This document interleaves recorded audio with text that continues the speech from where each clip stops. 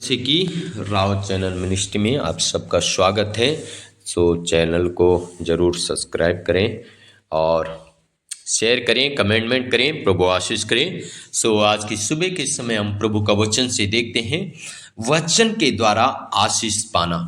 Topic में लिखा है वचन के द्वारा आशीष पाना। प्रेरितों की पुस्तक उसका 20 अध्याय उसका 17 से लेके और 32 तक जब हम पढ़ते हैं, यहाँ पे हम प्रभु का वचन से सीखते हैं कि किस प्रकार से पौलुस कलीसिया को यहाँ पे जिम्मेदारी दे रहा है। और पौलुस कलीसिया को कहता है कि आप स्वयं वचन के द्वारा आशीषित होते जाओ, स्वयं वचन के द्वारा आप आशीष पाओ। आमीन। लिखा है इफिसुस के प्राचीनों के उपदेश 17 पद में, उसने मिलातुस से इफिसुस में कहला भेजा और कलीसिया के प्राचीनों को बुलवाया। पौलुस कलीसिया के जो एल्डर हैं, प्राचीन लोग हैं, विश्वास में मजबूत हैं, उन सबको इकट्ठा किया। और जब इकट्ठा किया तब 18 पद में जब उसके पास आए तो उनसे कहा, तुम जानते हो कि पहले दिन कि जब मैं आसिया में पहुंचा, मैं हर समय तुम्हारे साथ किस प्रकार रहा। पौलुस जब वहां पे आसिया के लोगों को इकट्ठा किया, उसके बाद पौलुस अपने जीवन की गवाही उनके सामने रख रहा है। पौलुस कह रहा है, जब मैं आसिया में तुम्हारे पास आया तो मैं किस प्रकार से तुम्हारे सामने अपना जीवन व्यतीत किया। आमीन, हालेलुया। और 19 पर अर्थात बड़ी दीनता से, क्या कह रहा है पौलुस? कह रहा है मैं जब तुम्हारे बीच में आया, मैंने जो अपना जीवन व्यतीत किया, पहला पॉइंट पौलुस कहता है बड़ी दीनता से मैं तुम्हारे साथ रहा। फिर आगे कहता है और आंसू बहा बहा कर और उन परीक्षाओं में जो यहूदियों के षड्यंत्र के कारण मुझ पर आ पड़ी, मैं प्रभु की सेवा करता ही रहा। हालेलुया। क्या कह रहा है पौलुस? पौलुस कह रहा है मैं बड़ी दीनता के साथ तुम्हारे बीच में रहा और आंसू बहा बहा कर और उन परीक्षाओं में जो यहूदियों का षड्यंत्र के कारण मुझ पर आ रहा था, लेकिन मैं फिर भी उस परीक्षा के बीच में बड़े दीनता से, बड़े नम्रता से मैं सेवा करता रहा। मेरे प्रिय भाई और बहनों, हर एक मसीह भाई बहन के जीवन में परीक्षाएं आती हैं। हालेलुया। अब पौलुस क्यों इस कलीसिया को सिखा रहे हैं? पौलुस कलीसिया को इसलिए सिखा रहे हैं क्योंकि पौलुस कुछ समय के बाद अब कलीसिया से छोड़ के अब दूसरी जगह में जाने वाला है। अब इसलिए पौलुस जब दूसरी जगह में जाने वाला है, तब पौलुस कलीसिया को कह रहा है कि मैं अपनी परीक्षा में खड़ा रहा। क्या देख के खड़ा रहा? परमेश्वर का वचन को देख के मैं खड़ा रहा। आमीन, प्रेज द लॉर्ड। आप वचन पे कितना बिलीव करते मेरे प्रिय भाई और बहनों? शायद हो सकता है कोई पास्टर आपके पास आए या ना आए, हो सकता है आपका स्वयं का, आपका कलीसिया का, आपका पास्टर आपके पास आए या ना आए, आपका अगुआ आपका साथ दे ना दे, लेकिन वचन आपके पास है। आप वचन पे कितना विश्वास करते हैं? और वचन पे विश्वास वही व्यक्ति कर सकता है जो प्रतिदिन वचन को सुनता है, वचन को ग्रहण करता है, वचन को पढ़ता है और वचन पे चलता है। वही व्यक्ति वचन पे विश्वास कर सकता है। और वो व्यक्ति परीक्षा के समय में आराम से परीक्षा से बाहर निकल आ जाता है। हालेलुया, आमीन। परीक्षा के समय में वो व्यक्ति बड़ा आसानी के साथ वो बाहर निकल आता है।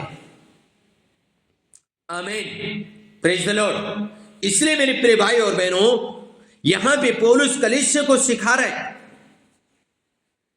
आमीन।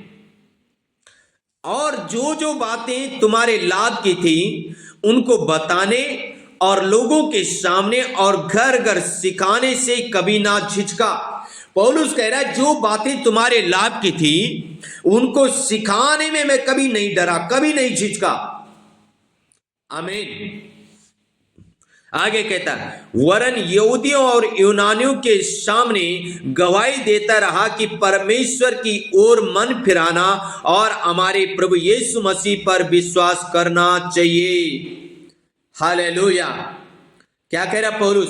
पौलुस कह रहा है, मैं यूनानियों के बीच में ये गवाही देता रहा कि परमेश्वर की ओर मन फिराओ, हालेलुया, और परमेश्वर पे विश्वास करो। आगे 22 पद में, अब देखो मैं आत्मा में बंधा हुआ यरूशलेम की ओर जाता हूं और नहीं जानता कि वहां मुझ पर क्या बीतेगा। पौलुस कह रहे हैं, अब मैं दूसरे शहर में जाता हूं, आत्मा में अपने आप को देख रहा है, मैं दूसरे शहर की ओर जा रहा हूं, लेकिन मैं नहीं जानता हूं मुझ पे क्या बीतेगा। हालेलुया। पर पौलुस आगे क्या कहता है मेरे प्रिय भाई और बहनों? 28 पद में, 29 पद में, मैं जानता हूं कि मेरे जाने के बाद फाड़ने वाले भेड़ियां तुम में आएंगे जो झुंड को ना छोड़ेंगे। क्या कह रहा पौलुस? पौलुस कह रहे हैं, मैं अब जा रहा हूं तुम्हारे बीच से, और मैं नहीं जानता कि तुम्हारे बीच में अब ऐसे भेड़ आएंगे जो तुम्हें फाड़ डालेंगे, झुंड को क्या करेंगे? तितर बितर कंगेरेंगे, उल्टी पुल्टी शिक्षा देंगे। हालेलुया। आज ये होता है, जब हम वचन नहीं पढ़ते, वचन नहीं सुनते, वचन को ग्रहण नहीं करते, वचन पे नहीं चलते, तो कोई भी व्यक्ति आता, हम उस पे एकदम से विश्वास करते हैं। हालेलुया। मेरे प्रिय भाई और बहनों, वचन के द्वारा परखें। बहुत झूठे भविष्यवक्ता हैं, बहुत झूठे प्रोफेटिक आजकल प्रोफेसी हो रही है, निकल खड़े हो रहे हैं, पर वो आपको अंधकार की ओर लेके जा सकते हैं। लेकिन जो जीवित वचन परमेश्वर का है, ये आपको अंधकार की ओर नहीं, ये आपको ज्योति की ओर लेके जाएगा, आशीषित जीवन देगा। आमीन, हालेलुया। रिगलबा हुडगनमा शबलबलबा लिखा है, तुम्हारे ही बीच में से भी ऐसे ऐसे मनुष्य उठेंगे जो चेलों को अपने पीछे खींच लेने को टेढ़ी मेढ़ी बातें कहेंगे। हालेलुया। क्या कह रहा है पौलुस? कह रहा है, तुम में से भी ऐसे लोग खड़े होंगे जो चेलों को क्या करेंगे? पीछे खींचेंगे। अगला वचन में, इसलिए जागते रहो और स्मरण करो कि मैंने 3 वर्ष तक रात दिन आंसू बहा बहा कर हर एक को चितौनी देना ना छोड़ा। क्या कह रहा है पौलुस?